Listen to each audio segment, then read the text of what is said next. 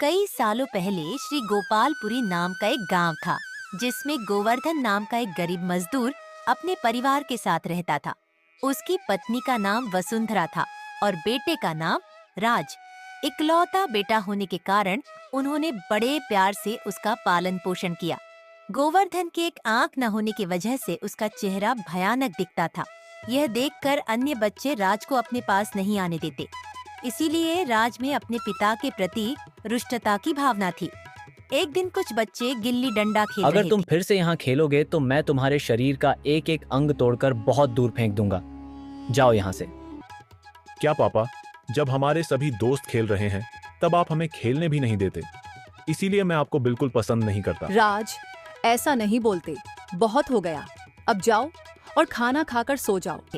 जैसे राज खाना खाकर सो गया, गोवर्धन घर के अंदर आया और उसने गुल्लक में 1 रुपया डाला, रोज की तरह। अब तक कितने पैसे जमा हो गए? 100 रुपये तो हो गए होंगे ना? 200 तक होंगे। अब 800 रुपये और चाहिए। फिर उन पैसों से आप अपना ऑपरेशन करवा सकते हैं। लेकिन मैं यह पैसा अपने लिए नहीं जमा कर रहा हूँ। ये हमारे बेटे के लिए है। उसे अच्छी तरह पढ़ना है और डॉक्टर बनना है।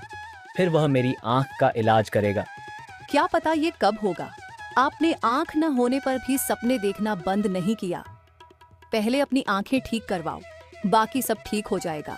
तुम स्वस्थ रहोगे तो बाकी सब भी अच्छा ही होगा। फिर करना सपने पूरे।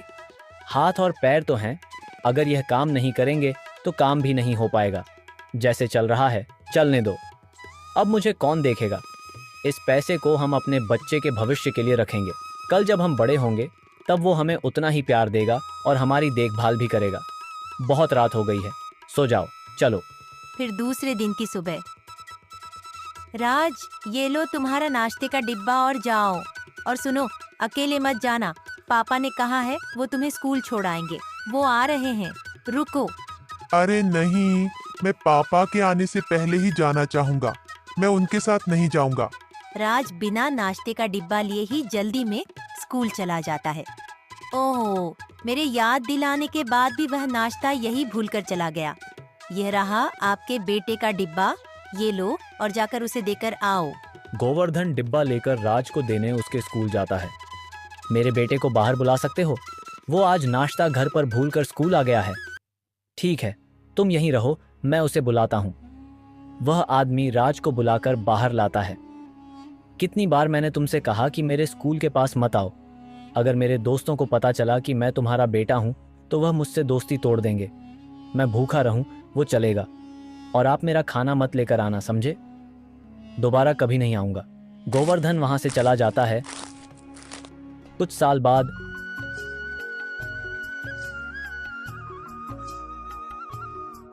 सुना है तुम्हारा बेटा शहर में पढ़ रहा है। सेठ जी, वह शहर में इंजीनियरिंग कर रहा है। क्या पढ़ रहा है वो? वह कहाँ रहता है? कॉलेज में रहता है या हॉस्टल में? नहीं, वह अपने 4 दोस्तों के साथ किराए के मकान में रहता है। हॉस्टल में आराम नहीं मिल रहा था, इसलिए उसने बाहर रहना शुरू किया। गोवर्धन, लेकिन इससे खर्चा बढ़ जाता होगा। तुम्हारी सारी कमाई उसी के खर्चे में चली जाती होगी। क्या करूं सर, उसे आराम भी तो चाहिए। हम जो भी करते हैं उसके भविष्य के लिए ही तो करते हैं। सही है, पर तुम्हारी कमाई यहाँ ज्यादा नहीं होगी। मेरे शहर आकर मेरे लिए काम क्यों नहीं करते? वहाँ तुम्हें अच्छे पैसे मिल सकते हैं। मैं व्यवस्था भी कर दूंगा। गोवर्धन अपनी पत्नी को सेठ जी से हुई बात के बारे में बताते हैं। ठीक है, हम जाएंगे। 1 रुपया भी ज्यादा मिल जाए तो हमारा ही फायदा है।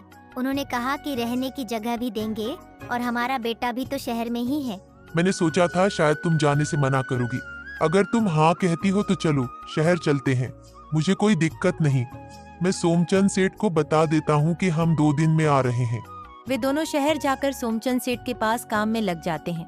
कुछ दिन बीतने के बाद गोवर्धन कहते हैं, हम यहाँ अच्छी जगह में रहते हैं और खाते पीते हैं, लेकिन हमारा बेटा सारे काम खुद करता है। क्या पता उसे खाने को ठीक से मिलता है या नहीं। अगर वह बाहर का खाना खाएगा और बीमार हो गया तो? एक बात कहूँ, अगर हम उसे अपने साथ रहने के लिए बुला लें तो वह यहाँ रहने लगेगा। इससे हमारे काफी पैसों की बचत भी हो जाएगी। कल सुबह ही चले जाना। उसे कहना कि अब वह हमारे साथ यहीं आकर रह ले। अगले दिन गोवर्धन राज को घर ले आने के लिए जाते हैं। मेरा बेटा राज इंजीनियरिंग कॉलेज में पढ़ने वाले 4 दोस्तों के साथ यहाँ रहता है। मुझे यहीं का पता दिया है। अगर वो अंदर है तो आप उसे बुला सकते हैं। राज का तो पता नहीं, लेकिन इंजीनियरिंग कॉलेज के 4 लड़के यहीं रहते हैं। वो ऊपर वाले घर में हैं। आप यहीं रहो, मैं अभी बुलाकर लाता हूँ। उसने ऊपर जाकर राज से कहा कि उसके पिता आए हैं। आप यहाँ पर क्यों आए हैं? आपको कैसे पता कि मैं यहाँ हूँ? आप जानते हैं ना, मुझे आपका इस तरह आना पसंद नहीं। मुझे पसंद न होने के बावजूद आप मेरा पीछा करते हैं। मेरी बात सुनो बेटा, मुझे सोमचंद सेठ के पास नौकरी मिल गई। हमें आए 2 दिन हो गए हैं। तुम्हारी माँ और मैं अब यहीं रहते हैं। सेठ जी ने हमें बड़ा घर भी दिया है। तुम अब हमारे साथ रह सकते हो। मैं यही बताने के लिए आया था। जानता था तुझे मेरा यहाँ आना पसंद नहीं। अच्छा, मुझे घर का पता दे दो। मैं अभी नहीं आ सकता, पर रविवार को आऊँगा। अभी आप जाओ यहाँ से। घर का पता बताकर गोवर्धन वहाँ से चले जाते हैं। तुम्हारे पापा हैं क्या? अरे नहीं यार, वो हमारा नौकर था। मेरे पापा ने संदेश भेजा था, वही बताने आया था। मुझे लगा कि वो तुम्हारा नौकर होगा, पर उनकी आंखें कितनी डरावनी थीं। हाँ, इसीलिए मैं उन्हें पसंद नहीं करता। क्या राज, क्यों झूठ बोल रहे हो? चौकीदार ने हमें बताया कि वो तुम्हारे पापा हैं और तुम मुझसे नौकर बता रहे हो। झूठ बोलने की वजह क्या है? अरे यार, वो कितना होशियार है, सबकी खबर रखता है। मैं क्या करूं? मेरे पिता की आंखें डरावनी हैं और मुझे यह बात अच्छी नहीं लगती। और मैं नहीं चाहता कि तुम लोगों को पता चले कि वो मेरे पिता हैं। लानत है तुम पर। वो तुम्हारी पढ़ाई के लिए इतनी मेहनत करते हैं और तुम उन्हें अपना पिता मानने से इनकार करते हो। तुम्हें शर्म नहीं आती? महीना खत्म होते ही खर्च और फीस के पैसे तुम उनसे मांगते हो। ईमानदारी से समझ नहीं आता मैं तुमसे क्या कहूँ। मैंने तुम्हें अब तक कितना सम्मान दिया, यह सोचकर कि तुम अच्छे हो, पर आज से हमारी दोस्ती खत्म। ठीक है, तुम्हारी मर्जी। तुम दूर रहो, यह मेरा निजी मामला है। राज अपने माता पिता से मिलने उनके घर पर पहुंचता है और चिल्लाता है, आपकी वजह से मैंने एक बार अपना दोस्त खो दिया। तब मेरा मजाक उड़ाते थे कि तुम्हारा बाप ऐसा है।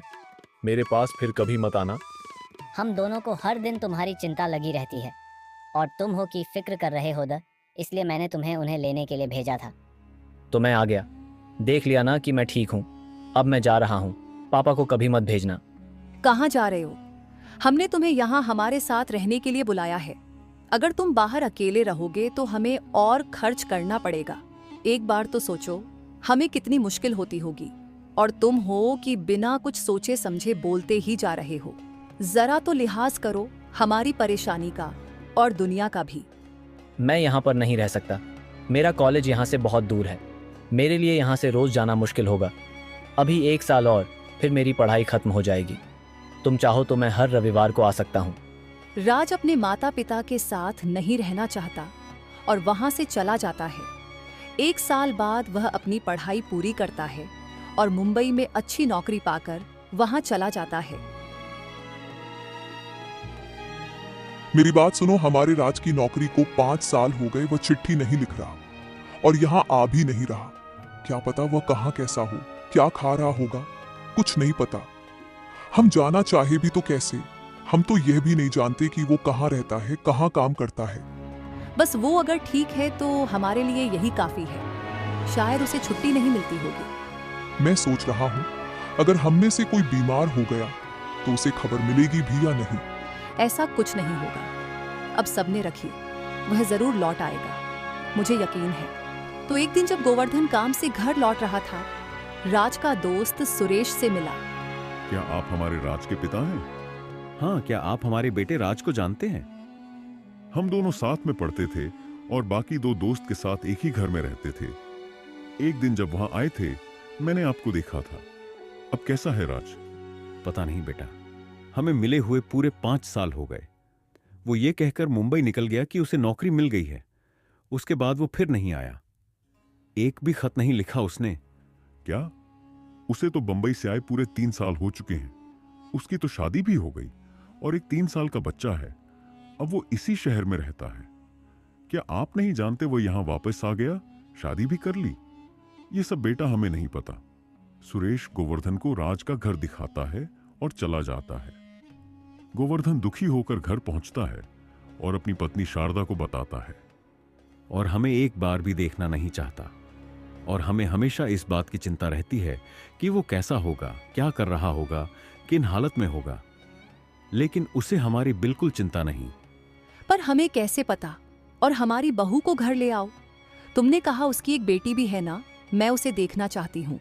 क्या तुम उसके घर जाओगे? चलो ठीक है, तुम कह रही हो तो जाता हूं, पर अगर इस बार मेरा वहां अपमान हुआ तो मैं फिर कभी नहीं जाऊंगा। तब उसे पूरी समझ भी नहीं थी। अब वह बड़ा हो गया है और बाप भी बन गया है। अब तो वो बदल गया होगा। आप मेरी बात मानो और जाओ, सब कुछ ठीक हो जाएगा। वह अब ऐसा कुछ नहीं करेगा जिससे आपको दुख हो। मेरी बात मानो, अब जाओ ना। अपनी पत्नी से लड़ने में असमर्थ गोवर्धन राज के घर जाता है। राज पिता गोवर्धन के पास आता है। अजीब बात है, तुम्हें अभी पता चल गया कि मैं कहां रहता हूं। तुम मेरा पीछा क्यों नहीं छोड़ देते हो? कितनी बार तुमसे कहा है यहां मत आना, पर तुम नहीं समझते। मैंने कह दिया मैं वहां कभी नहीं आऊंगा। अब चले जाओ यहां, फिर कभी मत आना। और वहां जो कुछ भी हुआ उसने अपनी पत्नी को बताया। अब देखो, मेरी वजह से वह फिर नाराज हो गया। अगर तुम उसे देखना चाहती हो तो तुम चली जाओ। तुम्हारे इतने अपमान के बाद मैं नहीं जाना चाहती। अगर वो आना चाहता है तो वो आएगा, वरना कोई बात नहीं। अब से हम उसके बारे में बात भी नहीं करेंगे। कुछ दिन बाद राज अपने दोस्त सुरेश के घर उससे मिलने जाता है। अरे राज, कैसा है? बहुत दिन हो गए, तो आज यहाँ कैसे? कुछ नहीं, काफी वक्त हो गया तुझसे मिले हुए, तो सोचा आज तुझसे मिलने आ जाऊं। तू कैसा है? अच्छा हुआ जो तुम मुझसे मिलने के लिए आए। तू अपने माता पिता से मिला या नहीं? तेरे पिताजी तुझे देखना चाहते थे। मैंने उन्हें दूर से तेरा घर दिखा दिया था। उन्हें तो ये भी नहीं पता कि तेरी शादी हो गई है। तो उनसे मिला भी या नहीं? नहीं, मैं उनसे कभी नहीं मिलना चाहता। मुझे बचपन से अपने पिता पसंद नहीं है। इसका मतलब तू अभी तक नहीं बदला, और मुझे नहीं लगता कि तू बदलना भी चाहता है। तेरे पिता की आंख की कमी उनकी गलती तो नहीं। तूने उनके पैसों से पढ़ाई की, इतनी तरक्की की, ये सब उनकी तो मेहरबानी है। मुझे बहुत खलता है कि मेरे माँ बाप नहीं हैं।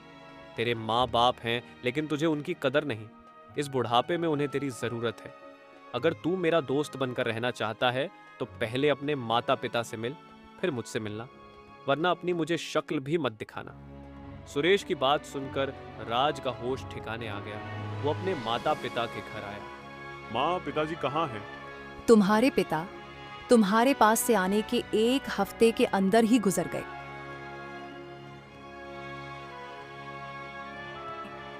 मेरे पास ना तुम्हारे घर का पता था, ना तुम्हारे किसी दोस्त का। उनकी सारी विधि भी खुद मुझे करनी पड़ी। मैं क्या करती? मैं बिल्कुल अकेली हो गई हूँ। हे भगवान, ये क्या हो गया? जब तक वह जिंदा थे मैं उनसे नफरत करता था। जब मुझे अपनी गलतियों का एहसास हुआ वह नहीं रहे। उसकी वजह यह थी ना कि उनकी एक आंख नहीं थी। अब तुम्हें सच बताने का वक्त आ गया है। तुम्हारे पिता ने अपनी एक आंख तुम्हें दी थी ताकि तुम्हें दुनिया साफ दिखाई दे। मैंने तुम्हें यह बात कभी नहीं बताई क्योंकि उन्होंने मना किया था। हे भगवान, मैं कितना पागल था जो उनके साथ इतना बुरा सलूक किया।